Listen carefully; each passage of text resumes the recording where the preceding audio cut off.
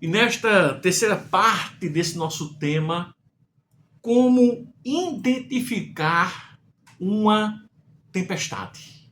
Claro que, olhando a tempestade física, é aquela nuvem negra, os relâmpagos, depois vem os trovões, ventos, né? Pessoas antigas se identificam pelo cheiro, né? O cheiro, aquela terra molhada, tal, o calor, o abafado. Mas estamos aqui falando sobre tempestades na nossa vida. E essa nossa terceira parte da mensagem, vamos falar o tópico 7, que também podemos entender que é a sensação de derrota. Muitas pessoas, diante da tempestade da vida, sobre a qual não temos controle, porque tempestade você não tem controle. Se você for para a orla, você for para o mar, se você ficar ali na beira-mar, você entrar um pouquinho ali, você vê que a água, né, ela tem uma força descomunal. É uma força que você não tem controle sobre ela. Ela pode até lhe levar e você pode até morrer afogado. Então, queridos, queridas, pois nos ataques e também este ataque nos invade por todos os lados. E é inevitável a sensação de derrota. E também podemos enumerar da impotência de estar à mercê do inimigo tão poderoso e feroz. Só nos resta gritar, como o salmista ele gritou. Naquele momento ali, daquela tempestade, pegamos como base Marcos capítulo 4, né? Onde ali relata esse texto, no versículo 35 a 41, quando Jesus ele acalma a tempestade, aqueles homens estavam que atônitos, desesperados, aflitos. Eles eram o quê? Peritos em navegação, tinham conhecimento grandioso.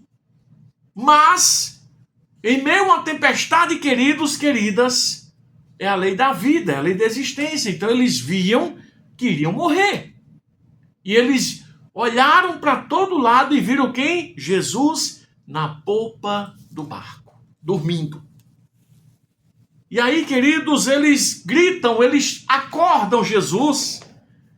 E Jesus repreende o mar, repreende os ventos, ele repreende aquela tempestade e, ao mesmo tempo, também, ele repreende aos seus seguidores, aos seus discípulos e diz: por que vós sois tão tímidos? Por que vós não tendes fé? Não crê? Né? Então, é uma chamada para a nossa vida. Jesus está nos chamando aqui, queridos, queridas, para nós termos também fé em meio aos embates, em meio às dificuldades, em meio às tsunamis da vida. Ele nos convida a ter fé.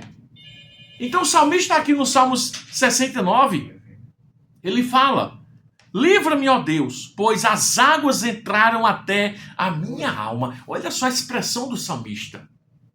Versículo 2: atolei-me em profundo lamaçal, onde se não pode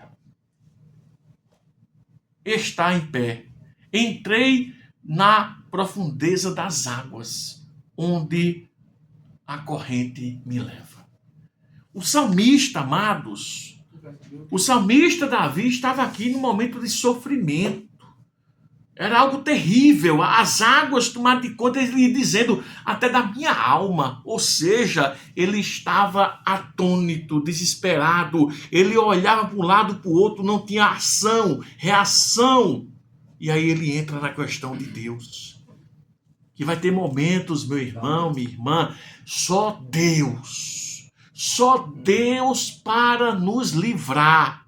esta tua situação, este teu problema, coloca uma coisa na tua cabecinha, só Deus pode resolver. Para de correr para um lado, para o outro. Não vou ali, eu vou acolá, eu vou buscar em fulano, eu vou buscar em ciclano. Só quem resolve situações da nossa vida, só quem nos dá vitória, só quem vai nos dar bom êxito é Deus.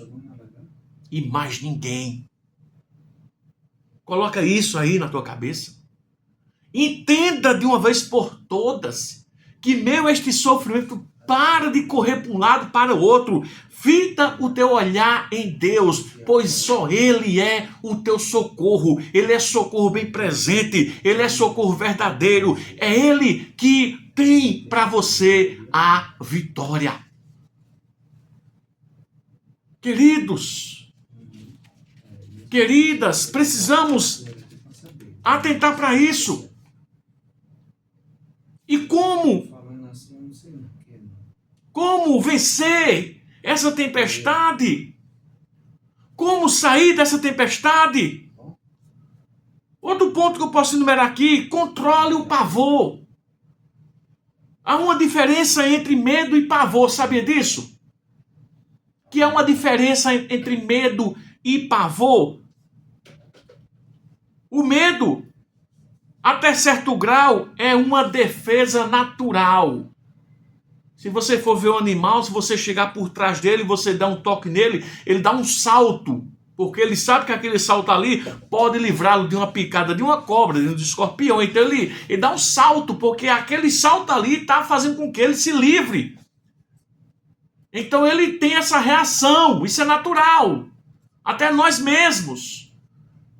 Nós somos impactados também por um medo. É uma defesa do ser humano. E tem base racional. Então tudo que foge do nosso controle provoca medo. Tudo que está de encontro à nossa vida, que lhe dá desgastes, lhe traz perturbações, então medo, ele faz parte. Então medo a um certo grau, isso é perigoso.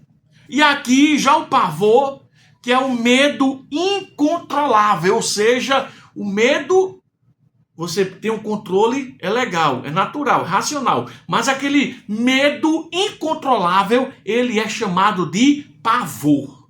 Ah, eu tenho pavor a isso, ou seja, eu não tenho controle a isso. Eu, olha, se vim com isso aqui, eu tenho medo de sapo, né, Diego? Tem medo de sapo, Diego? Diego tem medo de sapo, né? Barata. Eu tenho medo, não posso ver uma, eu saio aqui desesperado agora. Então aí já é pavor.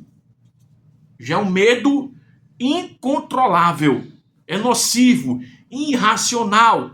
Não permita que o pavor o domine. Como cristão, tenha fé.